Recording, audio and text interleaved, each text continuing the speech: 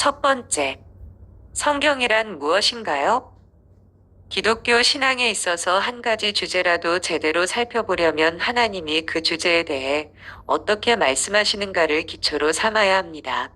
따라서 기독교에서 믿는 기본적인 내용들을 연속해서 살펴보려 할 때, 이런 믿음의 근거인 하나님의 말씀, 곧 성경부터 살펴보는 것이 순서입니다.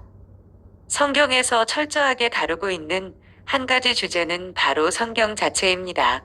성경은 하나님이 자신의 말씀에 대해 어떻게 생각하시는지를 말해줍니다. 자신의 말씀에 대한 하나님의 생각은 권위, 명료성, 필요성, 충분성이라는 네 개의 일반적 범주로 나누어 볼 수 있습니다. 성경의 권위. 성경에 있는 모든 말씀은 하나님의 말씀입니다. 그러므로 하나님 말씀을 믿지 않거나 순종하지 않는 것은 하나님 자신을 믿지 않거나 순종하지 않는 것입니다. 구약 성경의 여러 본문은 이런 표현으로 시작되는 경우가 많습니다. 여호와께서 가라사대, 이 표현은 왕의 명령처럼 아무런 도전이나 이해 제기 없이 다음에 이어질 말씀에 무조건 순종해야 한다는 뜻으로 이해해야 합니다. 구약에서는 하나님의 말씀을 직접 인용한 것이 아닌 말씀도 하나님의 말씀으로 여겨집니다. 바울은 디모데후서 3장 16절에 모든 성경은 하나님의 감동으로 된 것으로라고 기록하며 이 점을 명확히 밝힙니다. 신약 성경도 그 안에 있는 말씀들이 곧 하나님의 말씀임을 확증합니다. 베드로후서 3장 16절에서 베드로는 바울의 모든 편지를 성경의 일부로 지칭합니다. 이 말은 베드로와 초대 교회가 바울 왜 그를 구약 성경과 똑같은 범주로 생각했음을 의미합니다. 따라서 그들은 바울의 글을 하나님의 말씀으로 여겼습니다. 더구나 바울은 디모데전서 5장 18절에서 성경이 다음 두 가지를 말하고 있다고 기록했습니다. 곡식을 밟아 떠는 소의 입에 망을 씌우지 말라. 일꾼이 그 삭슬 받는 것이 마땅하다. 여기서 소를 언급한 첫 인용구는 구약의 신명기 25장 4절에서 나온 말씀이고, 두 번째 말씀은 신약의 누가복음 10장 7절에서 인용한 것입니다. 바울은 아무런 망설임 없이 구약과 신약 모두를 인용하면서 이 말씀을 둘 다 성경이라고 부릅니다. 그러므로 여기서도 신약 성경의 말씀은 하나님의 말씀으로 간주됩니다. 그래서 바울은 이렇게 말할 수 있었던 것입니다. 내가 너희에게 편지한 것이 주의 명령인 줄 알라. 구약과 신약은 둘 다 성경으로 간주되므로 디모데후서 3장 16절에서 구약과 신약을 둘 다 하나님의 감동으로 된 것이라고 말한 것은 옳습니다. 예수님이 제자들에게 말씀하신 모든 것을 성령이 제자들에게 생각나게 하시리라는 예수님의 약속을 생각해 보면 이는 당연한 말입니다. 마태복음, 요한복음, 베드로전후서 등과 같은 책들이 씌어질 때 제자들은 성령께 감동을 받아 말씀을 기록했던 것입니다. 성경의 실제 말씀들은 여러 모양으로 씌어졌다고 성경은 말합니다. 때때로 하나님은 성경 기자에게 직접 말씀하셔서 성경 기자는 단순히 자기가 들은 바를 기록하기도 했습니다. 또 때로는 성경 기자가 기록의 많은 부분을 직접 사람들을 만나 알아본 바에 의존하기도 했습니다. 또 어떤 때는 예수님이 가르치신 말씀을 성령이 상기시켜 주시기도 했습니다. 말씀이 성경 기자들에게 임한 방식과 상관없이 성경 기자들이 기록한 말씀은 그들 자신의 한도, 즉 그들의 성격과 능력과 배경과 훈련의 범위 내에서 씌어졌습니다. 그러나 그런 말씀들은 또한 하나님이 성경 기자들에게 쓰기를 원하시는 바로 그 말씀, 하나님이 자신의 말씀이라고 주장하시는 바로 그 말씀이었습니다.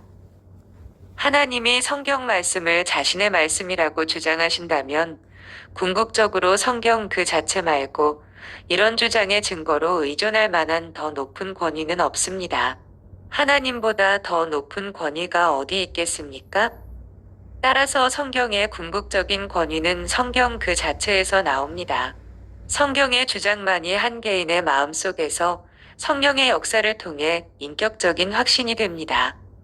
성령은 어떤 식으로든 성경 말씀을 바꾸시지 않습니다. 성령은 초자연적으로 성경을 하나님의 말씀이 되게 만드시지는 않습니다. 성경은 예나 지금이나 하나님의 말씀이기 때문입니다. 그러나 성령은 성경을 읽는 사람들을 변화시킵니다. 성령은 읽는 이들로 하여금 성경이 그들이 읽어본 어떤 책과도 다르다는 사실을 깨닫게 하십니다. 성경 읽기를 통해 사람들은 성경 말씀이 곧 하나님 자신의 말씀임을 믿습니다. 이는 예수님이 요한복음 10장 27절에서 하신 말씀과 같습니다. 내 양은 내 음성을 들으며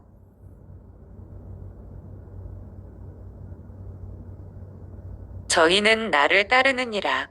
그 밖에 다른 종류의 논거들, 예컨대 역사적 신빙성, 내적 일관성, 성취된 예언들, 다른 이들에게 끼친 영향, 내용의 장엄한 아름다움과 지혜 등도 성경의 주장이 이치에 합당함을 깨닫도록 돕는 데 유용합니다.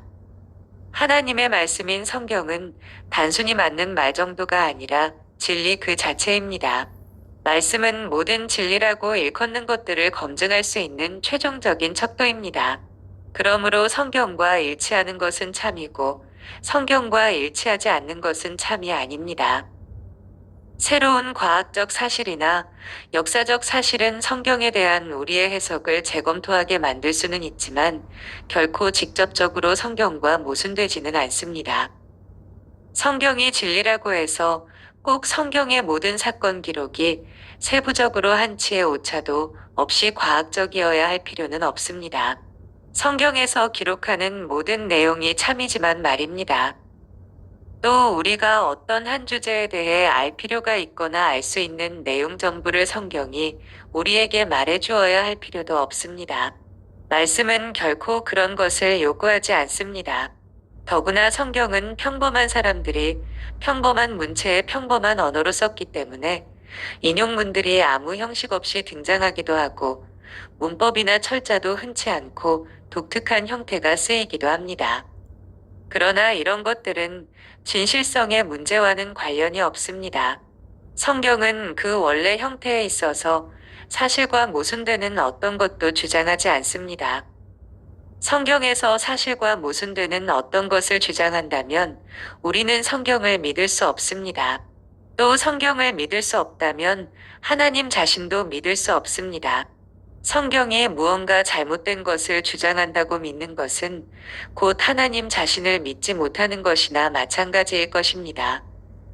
하나님 자신을 믿지 못하는 것은 곧 어떤 주제에 있어서 자신을 하나님보다 더 심오하고 발달된 이해력을 가진 더 높은 권위자로 여기는 것입니다. 그러므로 성경은 그 자체를 하나님의 말씀이라고 증거하기 때문에 우리는 그 말씀을 이해하려고 애써야 합니다. 그렇게 하는 것이 곧 하나님 자신을 이해하려고 애쓰는 것이기 때문입니다. 우리는 성경 말씀을 믿으려고 노력해야 합니다. 그렇게 하는 것이 곧 하나님 자신을 믿으려고 노력하는 것이기 때문입니다. 또 우리는 성경 말씀에 순종하려고 애써야 합니다. 그렇게 하는 것이 곧 하나님께 순종하려고 애쓰는 것이기 때문입니다. 성경의 명료성. 우리는 성경을 읽고 이를 이해하려고 애쓸 때 어떤 본문은 다른 본문보다 이해하기 쉽다는 사실을 알게 됩니다. 어떤 본문은 처음에는 이해하기 어려워 보이지만 성경은 그리스도인이 되고 그리스도인으로 살고 그리스도인으로 성장하는 데 필요한 모든 것을 명확히 이해할 수 있도록 씌워졌습니다. 성경에는 몇몇 베일에 쌓인 부분도 있습니다. 그러나 그런 부분들이 성경 읽기에 큰 걸림돌이 될 정도는 아닙니다. 여호와의 증거는 확실하여 우둔한 자로 지혜롭게 하기 때문입니다. 주의 말씀을 열무로 우둔한 자에게 비추어 깨닫게 하나이다. 하나님 말씀은 이해가 잘 되고 명확해서 우둔한 자, 건전한 이해력이 부족한 사람도 말씀을 통해 지혜롭게 될 수 있습니다. 하나님의 일은 영적으로라야 분변되기 때문에 성경의 정확한 이해는 어떤 사람의 지적인 능력의 결과라기보다는 영적인 상태의 결과인 경우가 많습니다. 종종 성경의 진리는 예수님 말씀을 거부한 사람들에게는 미련하게 보이게 마련입니다. 그러나 그렇다고 해서 성경과 관계된 모든 오해가 다 어떤 사람의 영적인 상태 때문인 것은 아닙니다. 많은 사람, 많은 경건한 그리스도인들이 성경의 일부분을 크게 오해했습니다. 심지어 제자들도 예수님이 하신 말씀을 종종 오해했습니다. 때때로 이는 제자들의 완악한 마음 때문이기도 했고, 또 어떤 때는 나중에 깨닫게 되기를 기다려야 하기 때문이기도 했습니다. 또한 초대교회 구성원들끼리도 성경 말씀의 의미에 대해 늘 동의만 한 것은 아니었습니다. 어떤 성경 본문의 타당한 해석에 대해 각 사람의 견해가 다르다면 문제는 성경에 있는 것이 아닙니다. 하나님은 이해될 수 있도록 성경의 구조를 정하셨기 때문입니다. 오히려 문제는 우리에게 있습니다. 때때로 우리는 자신의 모자람 때문에 성경이 구체적으로 무엇을 가르치는지 제대로 이해하지 못합니다. 그렇더라도 우리는 기도하는 마음으로 성경을 읽으며 하나님이 당신의 말씀의 진리를 우리에게 계시해 주시기를 구해야 합니다. 성경의 필요성. 그리스도인이 되고 그리스도인으로 살며 그리스도인으로 성장하는 데 필요한 모든 것이 성경에 분명히 제시되어 있다는 사실만 참인 것은 아닙니다. 성경 없이는 우리가 이런 것들을 알 수 없다는 사실도 참입니다. 성경의 필요성이란 우리가 하나님을 인격적으로 알고 우리의 죄를 용서받으며 하나님이 우리에게 무엇을 행하기를 원하시는지 확실히 알려면 성경을 읽거나 다른 이들에게 성경의 내용을 듣는 일이 꼭 필요하다는 뜻입니다. 바울은 전파하는 자가 없이 어떻게 누군가가 그리스도인이 될 수 있겠느냐고 물으면서 이 점을 넌지시 지적합니다. 믿음은 들음에서 나며 들음은 그리스도의 말씀으로 말미암기 때문입니다. 그리스도의 말씀을 전하는 사람이 아무도 없으면 사람들은 구원받지 못할 것이라고 바울은 말합니다. 그리고 그 말씀은 성경에서 나옵니다. 따라서 그리스도인이 되는 법을 알려면 대개는 성경에서 이 문제에 대한 부분을 읽거나 성경이 이 문제에 대해 무엇을 말하는지 다른 사람의 설명을 들어야 합니다. 이는 바울이 디모데에게 한 다음 말과 같습니다. 성경은 능히 너로 하여금 그리스도 예수 안에 있는 믿음으로 말미암아 구원에 이르는 지혜가 있게 하느니라. 한편 신앙생활은 성경으로 시작될 뿐 아니라 성경을 통해 왕성해집니다. 예수님은 마태복음 4장 4절에서 이렇게 말씀하셨습니다. 사람이 떡으로만 살 것이 아니요 하나님의 입으로 나오는 모든 말씀으로 살 것이라. 신체적인 생명이 물리적인 음식 속에 있는 양분으로 매일 유지되듯이 영적인 생명도 하나님의 말씀 속에 있는 양분으로 매일 유지됩니다. 규칙적인 성경 읽기를 소홀히 하면 영혼의 건강에 해롭습니다. 더 나아가 성경은 하나님의 뜻에 대한 분명하고 확실한 진술을 담은 유일한 원천입니다. 하나님은 모든 면에서 우리에게 향하신 당신의 뜻을 계시하셨지만 오묘한 일은 우리 하나님 여호와께 속하였거니와 많은 면에서 하나님의 뜻이 성경을 통해 우리에게 계시된 것은 우리로 이 율법의 모든 말씀을 행하게 하시기 위함입니다. 하나님께 대한 사랑은 그의 계명들을 지킴으로써 입증됩니다. 그리고 하나님의 계명은 성경에서 찾을 수 있습니다. 성경은 많은 일에 필요하지만 하나님과 하나님의 성품, 하나님의 도덕법에 대해 어렴풋이나마 아는 데는 굳이 성경까지 필요치 않습니다. 하늘이 하나님의 영광을 선포하고 궁창이 그 손으로 하신 일을 나타내는도다. 바울은 악한 이들조차도 하나님을 알만한 것이 저희 속에 보임이라 하나님께서 이를 저희에게 보이셨느니라 고 말합니다. 악한 이들도 하나님에 대해 알 뿐 아니라 자기 마음과 양심 속에 하나님의 도덕법에 대한 어렴풋한 이해가 있습니다. 그러므로 하나님의 존재와 성품과 도덕법에 대한 이런 일반 계시는 모든 사람에게 주어져 있습니다. 이 계시는 자연을 통해 하나님의 역사적 사역을 통해 하나님이 모든 사람에게 심어주신 내적인 의식을 통해 볼 수 있습니다. 이를 일반 계시라고 부르는 까닭은 그것이 일반적으로 모든 사람에게 주어졌기 때문입니다. 이는 성경과는 구별됩니다. 그와 달리 특별 계시는 하나님이 특정한 사람들에게 주시는 계시입니다. 성경 전체는 특별 계시이며 그러므로 성경의 역사적인 이야기에 기록되었듯이 하나님이 선지자들이나 그 밖의 사람들에게 직접 주신 메시지입니다. 성경의 충분성. 구약 시대에 살았던 이들은 신약에서 발견되는 하나님의 완성된 계시의 혜택을 누리지는 못했지만 나름대로 일생 동안 하나님이 그들에게 말씀하고자 하신 모든 말씀을 접할 수 있었습니다. 오늘날 성경은 사람이 그리스도인이 되고 그리스도인으로 살며 그리스도인으로 성장하는 데 필요한 하나님의 모든 말씀을 담고 있습니다. 하나님 앞에 하려면 하나님 말씀에 순종하기만 하면 됩니다. 행위 완전하여 여호와의 법에 행하는 자가 복이 있으며 성경에서 하나님은 우리가 행하기를 원하시는 모든 선한 일에 필요한 가르침을 주셨습니다. 성경이 충분하다는 말은 바로 이런 뜻입니다. 결과적으로 우리를 향한 하나님의 말씀을 찾을 수 있는 곳은 오직 성경뿐입니다. 그리고 결국 우리는 성경에서 발견한 내용에 만족해야 합니다. 우리는 성경의 충분성에 힘입어 어떤 문제에 대해 생각하거나 어떤 상황에서 행동할 때 하나님이 우리에게 원하시는 바를 발견할 수 있도록 성경을 뒤져야 합니다. 그런 문제나 상황에 있어서 모든 시대의 모든 사람에게 하나님이 말씀하시고 싶은 모든 내용을 성경에서 찾아볼 수 있습니다. 성경이 우리가 생각해낼 수 있는 모든 문제를 직접적으로 답변해 주지는 않겠지만 오묘한 일은 우리 하나님 여호와께 속하였거니와 모든 선한 일에 필요한 지침들은 우리에게 제공할 것입니다. 우리는 성경에서 구체적인 문제에 대한 구체적인 답변을 찾지 못했어도 자신이 실용적이라고 생각하는 내용을 성경의 계명에 마음대로 덧붙여선 안 됩니다. 하나님이 매일매일의 특정한 상황에 따라 특정하게 우리를 인도하실 수는 있지만 그렇다고 우리에게 어떤 현대적인 계시나 지시 또는 하나님에게서 나왔다고 믿어지는 다른 형태의 인도를 성경과 동등하게 여길 수 있는 자격이 있는 것은 아닙니다. 또한 우리는 그런 식의 인도를 일반적인 다른 그리스도인에게나 우리 교회의 다른 이들에게 강요하려 해서는 안 됩니다.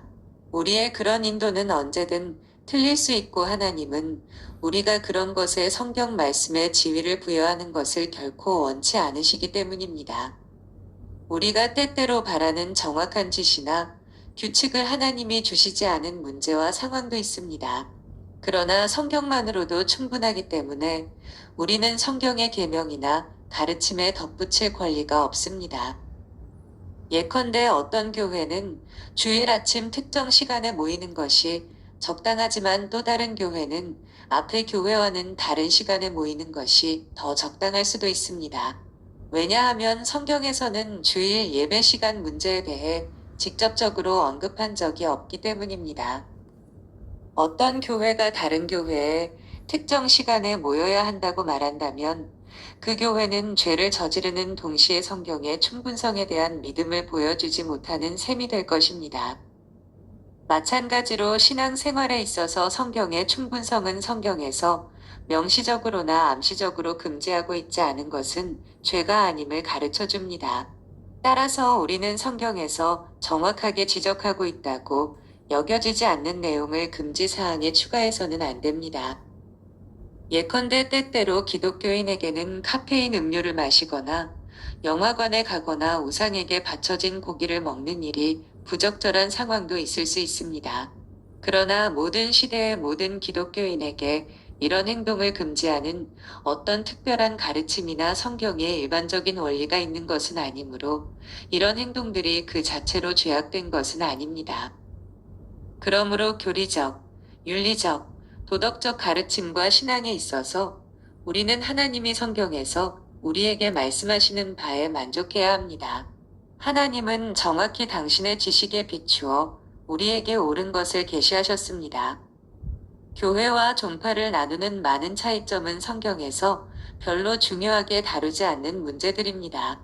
교회 운영의 적절한 형태, 성만찬에서 그리스도의 임재가 갖는 정확한 성격 또는 그리스도의 재림을 전후한 사건들의 정확한 성격과 순서 같은 문제들에 대한 여러 다양한 결론은 직접적인 성경적 진술에서 나왔다기보다는 전문적인 추론에서 나온 것입니다. 그러므로 우리는 성경보다 이런 문제들을 더 중요시하는 데 있어서는 더 겸손하게 신중한 태도를 보여야 합니다.